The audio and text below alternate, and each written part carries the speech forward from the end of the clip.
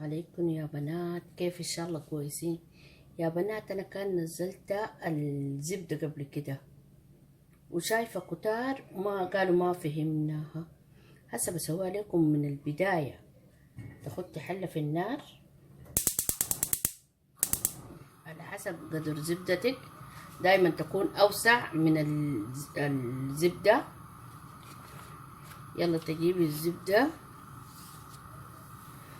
الورباك دي طبعا احلى حاجة، واهم شي تكون غير مملحة. المالحة بعدين بتكون طعمها ملح ملح. دي 400 جرام. تجيب القدر الكمية اللي انت دايراها. انا بصراحة قاعدة اسويها كتير عشان اسمه شنو تنفعني وقت في الخبيز وكده، لكن عشان البنات قالوا ما فهموها سويت لكم بمقاس واحد عشان تعرفوها. بسم الله.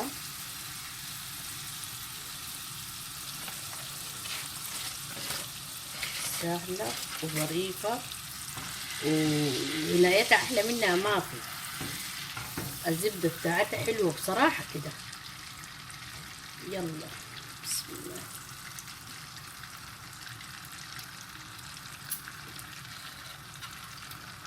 النار شوية عشان ما شنو ما تحرق. الناس لازم تكون هادئة لأنه زي ما بقولوا كلها حليب وكده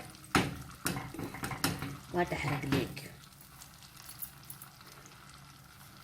يلا بعد ده الناس سألوا الزبادي كده، حط لها معاه معلقة زبادي عشان تديك ريحة الزيت، تبقى لك زي حقة الجمادة حقتنا حقة السودان. معلقة زبادي واحدة كبيرة. قلت لها كم حبة شنو حلبة، ما تكتري بس للريحة. تخليها تغلى في نار هادئة، توطي فيها النار وتخليها. اوكي. هسه هان خطيت الزبدة وخطيت معاه معلقة بتاع الزبادي و7 حبات بتاعت حلبة. ويلا دي العجينة اللي بقولها ليكم يا بنات. عجينة بس عجينة بموية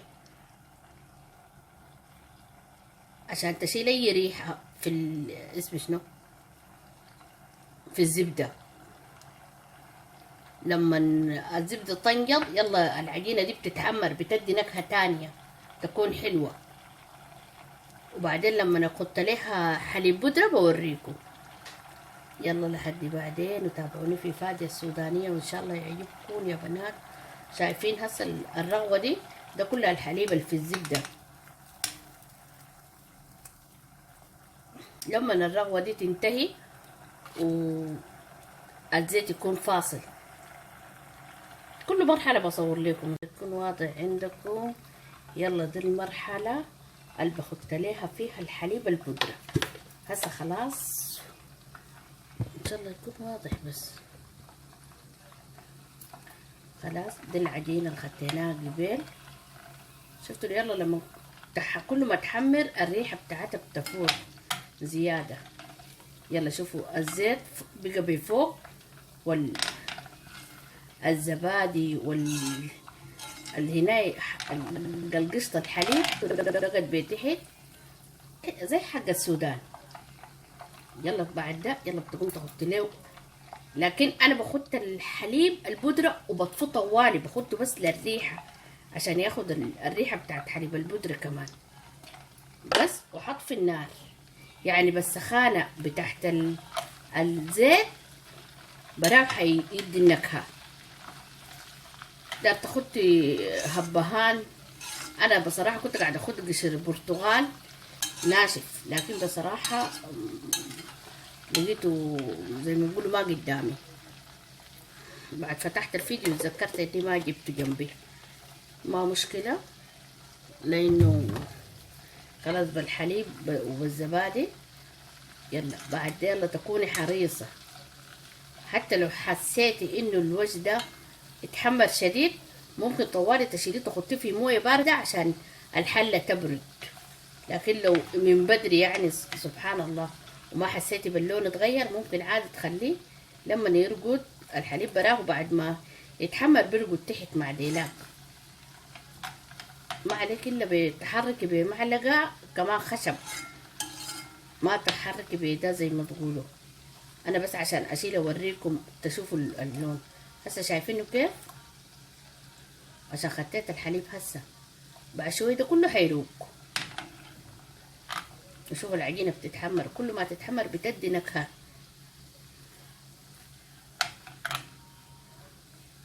الناس اللي في السودان متعودين يسووا الزبادي الزبده السمنه، بيكونوا عارفينه كيف. والريحه طبعا ما شاء الله ولا اروع. يعني تحضر دي زي ما بيقولوا ضمن تحضيرات رمضان. يعني تقدر تسيح الكميه اللي انت دايراها، تاخدها تكون جاهزه عشان في رمضان تقدر تشتغل الحلويات بها احلى من اي سمنه تانية بصراحه كده. زي سمنه السودان حقتنا، حقت زي ما بيقولوا اللي بيسووها بالقشطه بالجماد حقت الحليب، ما اي سمنه تانية. شوف شوي شوي قاعد يتحمر التحت. معلش الفيديو حيكون لكم طويل، لكن لازم زي ما بيقولوا تتابعوا معي بالخطوة عشان بعدين ما تقولوا ما عرفنا. شوفوا قاعد يبرد وقاعد يرقد بتحت. شوفوا كل شوية الحليب شنو السمنة قاعد تروق، وبسوي لك كمية حلوة بالمناسبة. حتى هسه دي واحدة ما شاء الله، لكن شوفوا كميتها. انا هسه بصراحة عشان بشتغل الخبايز والحلويات وكده، بصراحة بجيب 6 7 نزل هنايم بسيحهم مرة واحدة، عشان ما كل يوم اسيح بحلة صغيرة زي دي. عندي الحلة الكبيرة دي شفتوها، كله فترة بجيب كمية بسيحها بخدها في. اهم شي تحطوا في حاجة قزاز يا بنات عشان الريحة ما تتغير. اي حاجة انت دايرة ريحتها ما تتغير لك خدتها في حاجة قزاز، ما تخدي في باقة ولا تخدي في علبة. ان شاء الله كده اكون فدتكم يا بنات، والناس اللي كانوا سألوا الدور اللي فات يكونوا لقوا اجابة لاسئلتهم. ويلا شوفوه عندي خلاص الحليب البودرة زي ما بقولوا تحمر ورقد بتحت.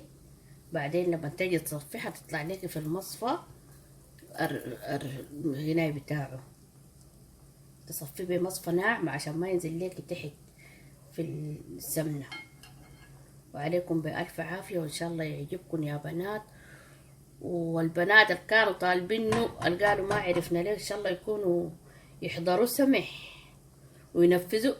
أهم حاجة الآن حاجة اللي أنا سويتها بنفس المعبار، ما تمشي تزيدي ولا تنقصي وتقول لي ما طلع لي سمح. هسه دي زبدة 400 جرام، ودي خدت لها معلقة بتاع الزبادي، وعجنت لها حتة عجين تكون قوية متماسكة، ودي ولا تفتفتت ولا هناي، بس أدت ريحة. في ناس بيقولوا بخطوا نص تفاحة، بصراحة ما جربته. أنا دي الحاجة البناية جربتها وريتكم ليها، لكن أنا في أخوات ادوني فكرة إني أخد نص تفاحة وحاجات تانية، لكن حاجة أنا ما جربتها بصراحة ما قاعدة أوريكم ليها إلا بعد ما أجربها كم مرة، بعدك بقدر أوريكم ليها. وده وإن شاء الله يعجبكم، وإن شاء الله تكونوا شايفين انتظروا شلت لكم من تحت بعد ما راق. شوفوا بتحمر كيف الحليب والزبادي، بقع ترترد بتحت تصفي زي قاعد تسوي جماعة اللبن. وتسلموا يا بنات، وتابعوني في فادية السودانية، وفعلوا الجرس وشاركوا أخواتكم، والما اشتركوا يشتركوا يا حلوين.